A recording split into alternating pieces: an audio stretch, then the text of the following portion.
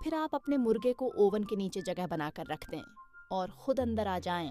आपका बहुत शुक्रिया। जॉली मॉली अंदर आ गई। उसने अपना मुर्गा ओवन के नीचे रख दिया जैसे कि उसे कहा गया था और खुद बड़े मजे से बेंच के नीचे ही सो गई।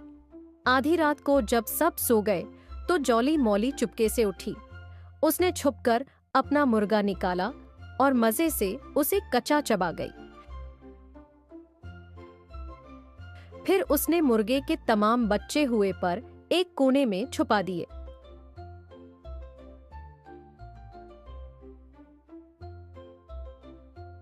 जब सुबह जॉली मॉली उठी तो वो जोर जोर से रोने लगी। हाय मेरा बेचारा मुर्गा, वो अब वहां नहीं है। मेरे लिए मेरा मुर्गा ही सब कुछ था। अब आप लोग उसके बदले मुझे अपनी बतख दें। हम शर्मिंदा हैं, हमारे घर से आपका मुर्गा गायब हुआ। ये बतख हमारी तरफ से तोहफे के तौर पर कबूल कीजिए। जॉली मॉली ने बतख उठाई और वहां से चली गई।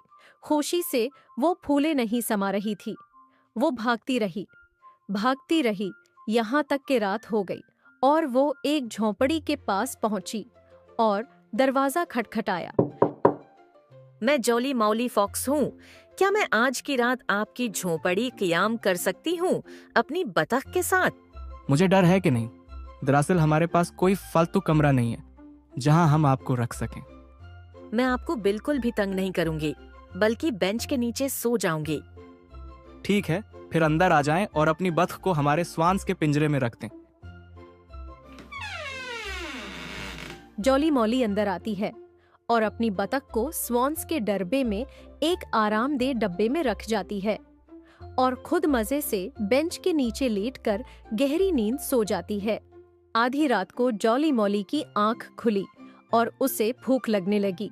वो सबसे छुपते छुपाते बाहर आई और अपनी बतख पर हमला कर दिया।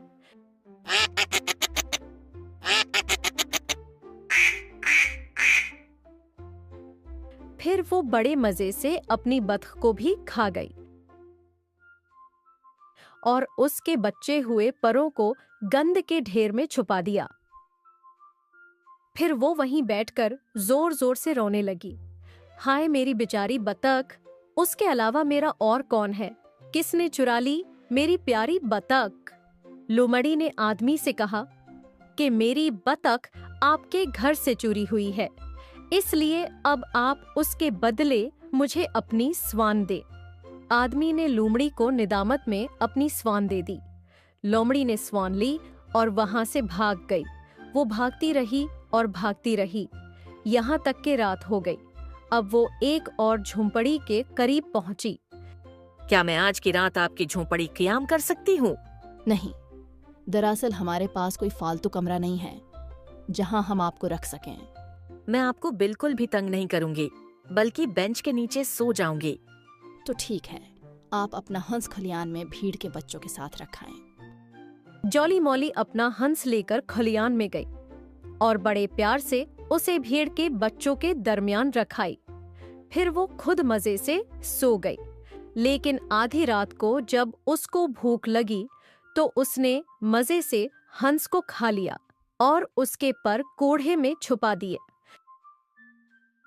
पर छुपाने के बाद जॉली मॉली एक बार फिर जोर जोर से रोने लगी। मेरा बेचारा हंस चुरा लिया इन लोगों ने।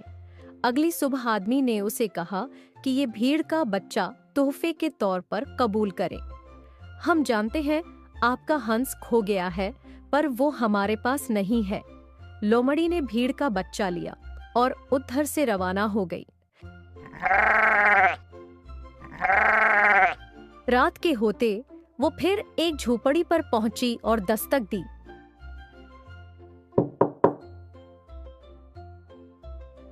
क्या मैं आज की रात अपने इस दोस्त के साथ आपके घर रह सकती हूँ?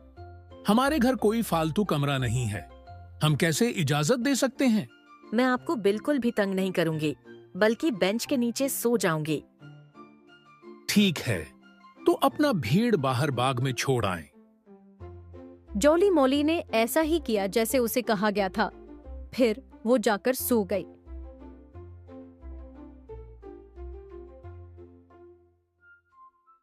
जब रात उसे भूख लगी तो उसने भीड़ के बच्चे को दबोच लिया और मजे से खा गई और खुद दोबारा सो गई। जब वो सुबह उठी तो उनसे लड़ने लगी। मुझे मेरा दोस्त वापस करें, उसे आपने ही चुराया है। बूढ़े ने उसे कहा, हम माजरत खुआ हैं, लेकिन हमने आपका भीड़ नहीं चुराया। आप उसके बदले इस बोरी में